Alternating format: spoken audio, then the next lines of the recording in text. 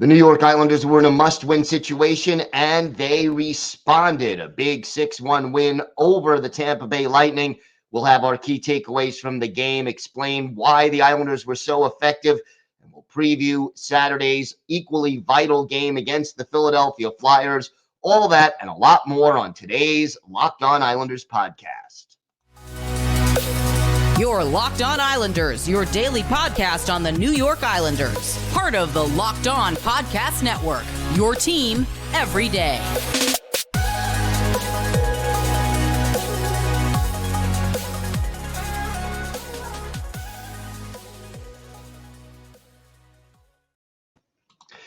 And welcome, everyone, to the Friday edition of the Locked On Islanders podcast, part of the Locked On Podcast Network, your team every day.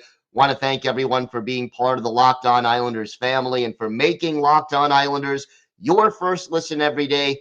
Please subscribe to the show. We're available wherever you get your podcasts and on YouTube. And if you subscribe, of course, you will get our new episodes as soon as they become available.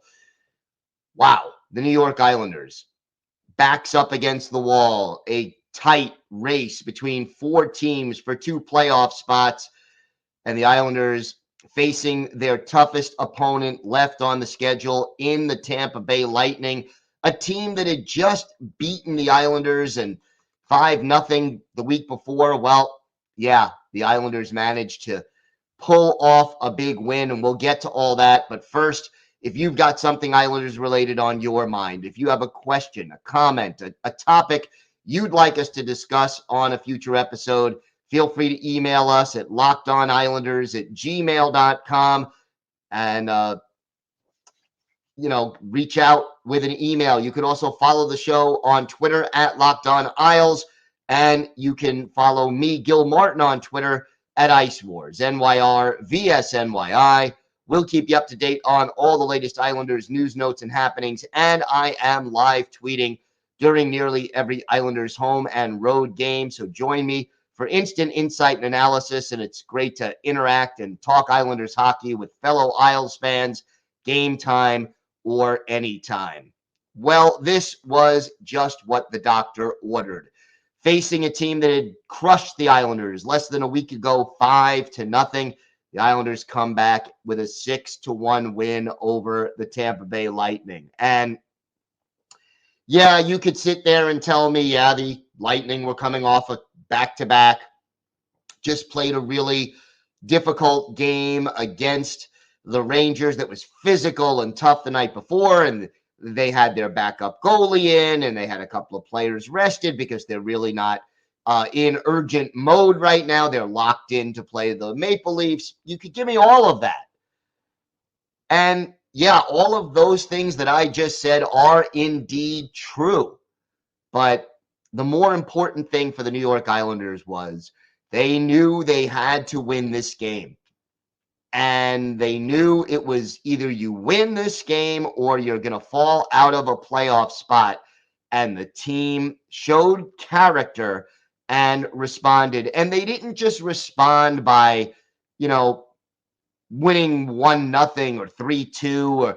They responded by taking control of the tempo of this game almost from the opening faceoff. And first period, no score, but the Islanders outshot the Lightning 12-3. And I tweeted after the first period was over that the Islanders controlled the tempo, but the game was scoreless because most of those shots they took were not from the high danger areas. They were from the perimeter. They were from the point, and they weren't getting those high quality danger scoring chances. Well, what happens in the second and the third period?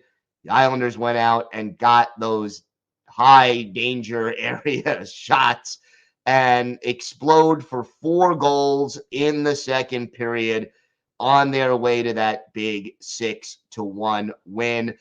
And, so many things actually did go right for the Islanders, having both Adam Pelech and Ryan Pollock come up with goals. Pollock also had an assist. Pelech a +3, Pollock a +2. that was extremely important to see, and to see the defensemen, for the most part in this game, being aggressive when they needed to be, but also minimizing the turnovers and the number of times they were caught up ice. Yeah, a couple of turnovers still for Sebastian Aho. He had 2 giveaways, but overall, this team did what they needed to do. Scott Mayfield, 3 block shots. That was certainly good, and yet defensively, they limited Tampa Bay's chances from the high danger areas until the game was out of reach. And when they didn't limit them, who came up big? Of course, Ilya Sorokin, 30 saves and 31 shots. Just love the way this team, and we've talked about this so often on the show over the course of the season, where just sometimes they don't come out ready to play from the opening faceoff. Tonight, they were ready right away, and that made all the difference for this Islanders team, because you can't give a team like the Lightning a chance to start dictating play and give them great scoring chances. And, the Nelson, Engvall, Palmieri line continued to click. The Pajot, Parise, Fashing line did its job. The identity line did its job. Was there really any player on the ice who you looked at them and you said, wow, that was an absolute disaster. They didn't get the job done? No, there really wasn't. And the fact that this team came up big when they needed to is just great. And look, Bo Horvat, yeah, he scored in the final minute of the game, but he scored when there was actually a goalie in between the pipes for the first time in 15 games. And we've talked a lot about Bo Horvat's recent scoring drought, but look, between you, me, and the lamppost, this team is counting on Bo Horvat to start producing offensively, whether Barzal comes back Saturday or one of the later games next week, Monday or Wednesday, or whether he's back for the playoffs, or even if he can't come back at all. The Islanders need more offensive production from Bo Horvat. And getting a goal and a 2-point night and being a +2, that was just encouraging, and it's something this team needs. Great to see. Brock Nelson, a goal and 2 assists, getting the job done. I mean, is there ever a game where you sit there now in the last, let's say, 10, 12 games and say Pierre Engvall played poorly? He had a helper, got the job done. Simon Holmstrom getting a goal. That was certainly helpful. Great play by Hudson Fashing, set up another goal. He had an assist, even though, he was fairly limited on the ice time. He set up the first goal of the game with Pelech. Just all 4 lines contributing to the win, even if the identity line didn't actually get on the scoreboard. The defensive play was solid for the most part. This was a total team effort. I still want to see more from the power play, not going to lie. That's still a concern. But if the Islanders play this way for their remaining 3 games, they are going to make the playoffs. And we said coming into this 4-game stretch, the New York Islanders have their destiny in their own hands. Well, guess what? It's still in their own hands. And as far as the New York Islanders are concerned, if they keep playing the way they played against the Bolts last night, they have every reason to make it. Now, little bit of a concern. This team has tended to play up and down to the level of their opponents. So they rose to the occasion against Tampa Bay. Now you're playing 3 teams that are not in the playoffs. Washington. You're going to play Philadelphia, Washington, and Montreal. You can't let your foot off the gas. Lane Lambert did the job, got the team motivated for last night's game. He's got to keep that up now. as we head for the home stretch and not take your foot off the gas for these final games. We have got more to get to on this episode of the Locked On Islanders podcast. We'll have some more key takeaways from this big win over the Bolts. We'll have our unsung hero of the game and our GOAT of the game. And we will look ahead to Saturday's contest against the Flyers at UBS Arena, and a Hockey Hall of Famer will be our Islanders' birthday of the day. All that and more still to come on today's Locked On Islanders podcast. Today's episode is brought to you by Indeed. Indeed is the hiring platform where you can attract, interview, and hire all in one place. Don't spend hours on multiple job sites looking for candidates with the right skills when you can do it all with Indeed. Find top talent fast with Indeed's suite of powerful hiring tools like matching assessments and virtual interviews. Hate waiting. Indeed's U.S. data shows over 80% of Indeed employers find quality candidates whose resume on Indeed matches their job description the moment they sponsor a job. Indeed knows that when you're growing your business, you have to make every dollar count. That's why with Indeed, you only pay for quality applications that match your must-have job requirements. Visit Indeed.com/locked-on to start hiring now. Just go to Indeed.com/locked-on, Indeed.com/locked-on. Terms and conditions apply. Cost per application pricing not available for everyone. Need to hire? You need Indeed. One thing that I really liked about this performance against the Lightning was the way the Islanders just never let their foot off the gas. Yeah, there were a couple of moments where Tampa Bay was carrying play, backed the Islanders up into their own zone for a minute or so at a time, but there was no 5 or 6 minute stretch where you were like, oh my gosh, the Islanders are on their heels. They're not doing things well. No, that wasn't the case in this game.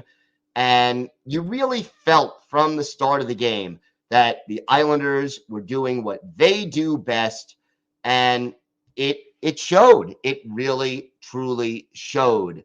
A lot of things to like in this game. And you know, even something like this, small stat, and I mentioned the identity line did not score any points in this game. But Matt Martin, 5 shots on goal to lead all Islanders players. He had 6 hits. He had a block shot. I mean, again, all of that in 13 minutes and 1 second of ice time. Great little performance right there by Matt Martin. Hudson Fasching, as I said, the assist. He played a solid game, a goal for Simon Holmstrom, something we needed to see. Loved the patience on the Kyle Palmieri goal where he just waited and found, time and space and let that shot go into the toy department. Just so many things I liked. But if we're going to break it all down, if we have to pick an unsung hero, and there were a lot of possibilities, I could go with Fasching, I could go with Martin, I could go with Zach Parise, but here's who I'm going with. J.G. Pageau.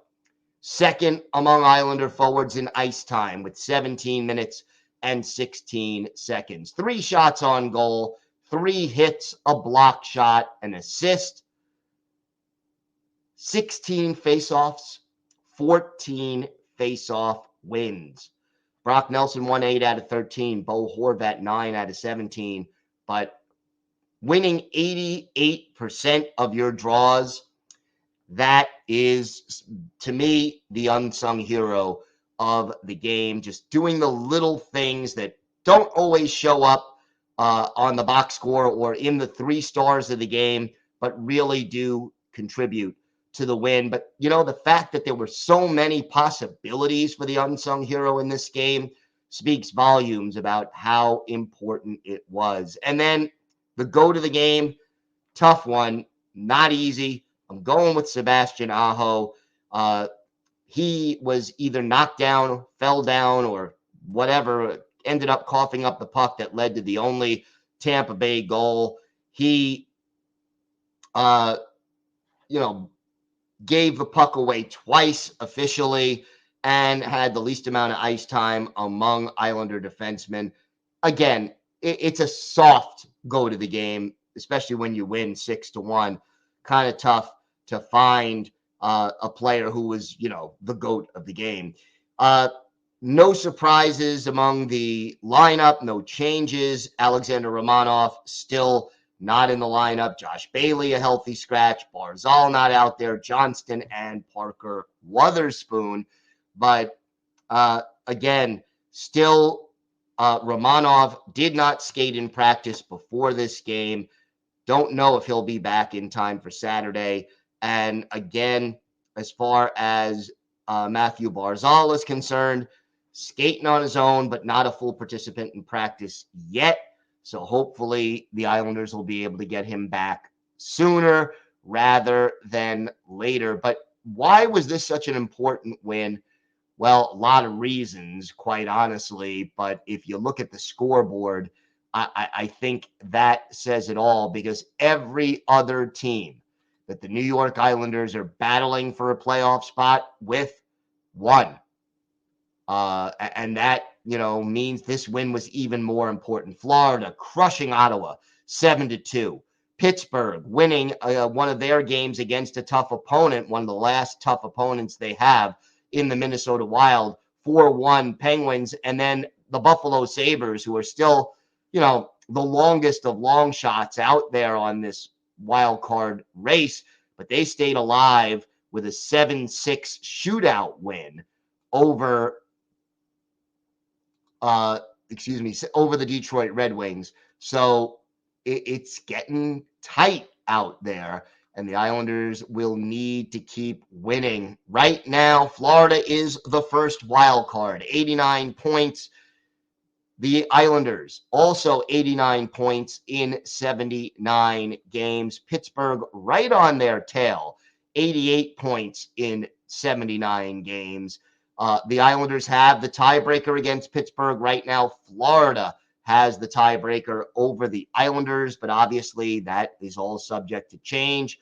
And then Buffalo, kind of on the outside, hanging on. They are 6 points behind the Islanders, but they have 2 games in hand. So Buffalo can still get up to 93 points if they win all 5 of their remaining games.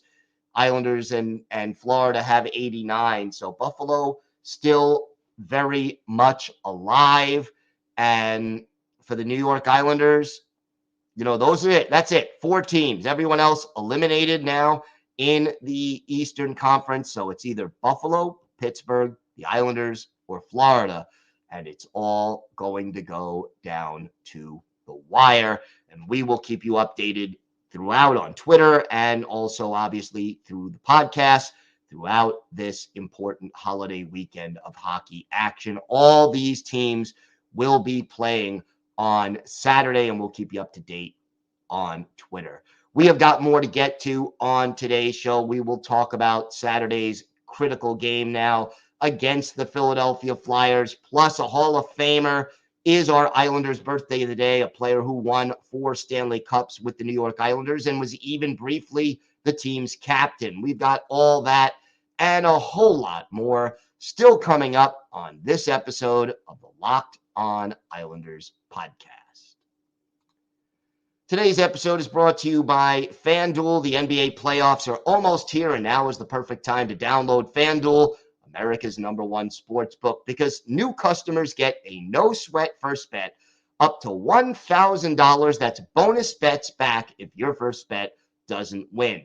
Just download the FanDuel Sportsbook app. It's safe, secure, and super easy to use. And then you can bet on everything from the money line to point scorers and threes drained. And yeah, you could use your knowledge of the Islanders on FanDuel as well. Check out the odds for Saturday's big game against the Flyers. Plus, FanDuel even lets you combine your bets for a chance at a bigger payout with the same game parlay. So don't miss the chance to get your no sweat first bet up to $1,000 in bonus bets when you go to fanduel.com/locked on. That's fanduel.com/locked on to learn more. Make every moment more with FanDuel, an official sports betting partner of the NBA. All right, Saturday, big game. They're all big now. I'm not even using hyperbole. I'm not exaggerating. They're all big. Islanders will be hosting the Philadelphia Flyers, 7:30 Eastern time at the UBS Arena. And this game will be broadcast by MSG Network. So we will have our favorite Brendan and Butch broadcasting team. The Flyers, they are slumping. There's no question about that. They've struggled all year. They are 18 points behind the Islanders right now. They have been losing. They just closed out their third of 4 road games in a row against Dallas. That is a loss. They're now, again, just losing their last 5 games and counting. And again, this is a Flyers team that is not going to make the playoffs. And, we know that. And they've had holes really all year long, especially on defense. And as far as the Islanders are concerned, they need to take advantage. Goals for, they are 29th in the league. They struggle to put the puck in the net. Goals against, they're 22nd in the league. Power play, even worse than the Islanders. Dead last, 15.5%. 32nd and last in the league. The penalty kill, 24th in the league at 75.4%.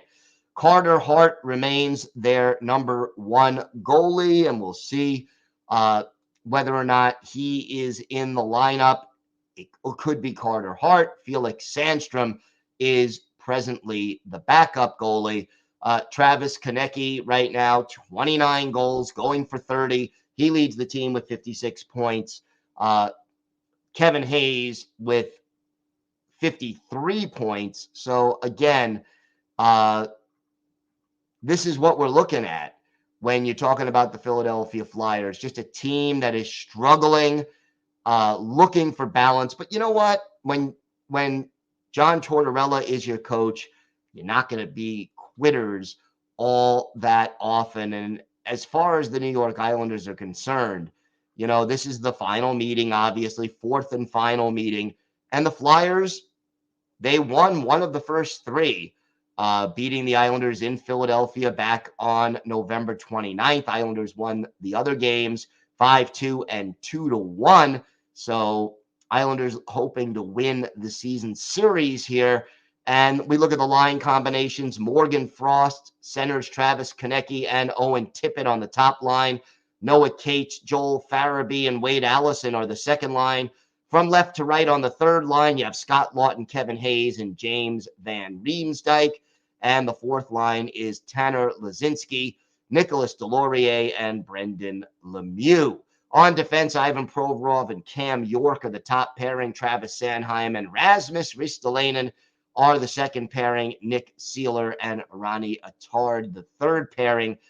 Goalies, as we mentioned, Carter Hart and Felix Sandstrom. Ryan Ellis on IR, Sean Couturier on IR, Cam Atkinson on IR. They will almost certainly not be playing. Look, the Islanders need to do exactly what they did against Tampa Bay.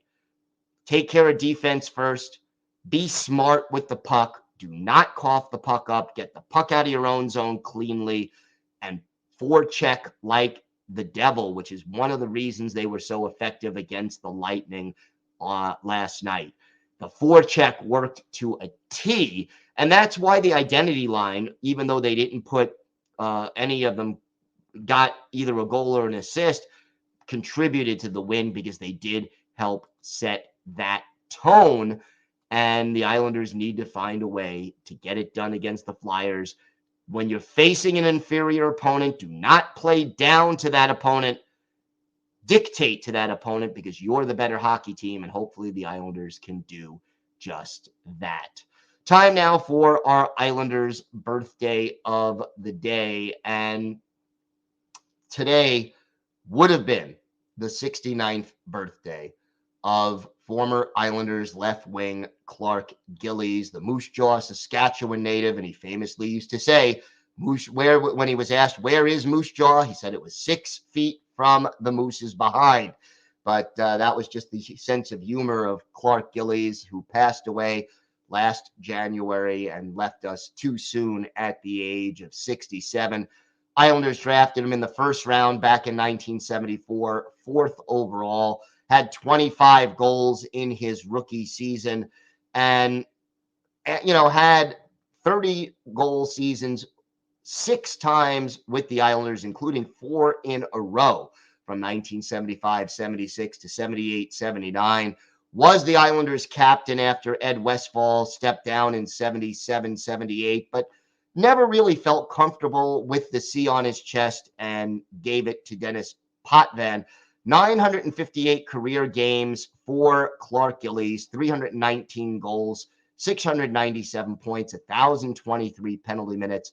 In the playoffs, 47 goals, 94 points in 164 games. Finished his career with 2 years with the Buffalo Sabres, but will always be an Islander. Always involved in the community. If you go to Huntington Hospital, there is a wing of the hospital donated by the Clark Gillies Foundation. We go back and look at one of his better games as an Islander. May 12th, 1984, Game 2 of the Stanley Cup Final between the then 4-time defending Stanley Cup champion Islanders and the Edmonton Oilers. And Clark Gillies scored his only career playoff hat trick, 3 goals on 4 shots, and did that in what was the Islanders' only win in that series. At the time, it evened the series up at 1 game apiece, and beating Grant Fuhr 3 times in 1 game, certainly an accomplishment. Clark Gillies, an all-time Islander, involved in the community, involved with the organization until his last days, and always going to be fondly remembered. He was one of the strongest guys in the league. Really took on some heavyweights, Dave Schultz, Terry O'Reilly.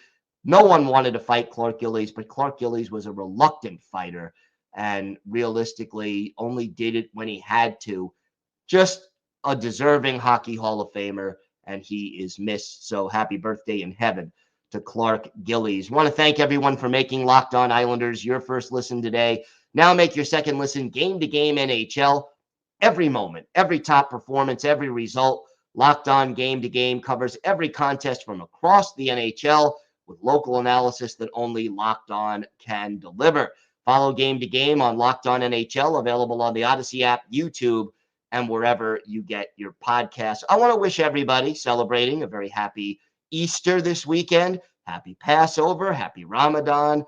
So great that all of these major faiths having holidays coincide, and I wish everyone all the best this weekend for their respective holidays.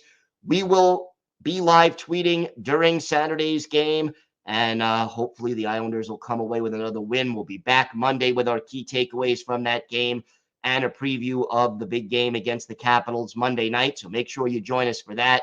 Until then, stay safe, have a great holiday weekend, and of course, let's go Islanders.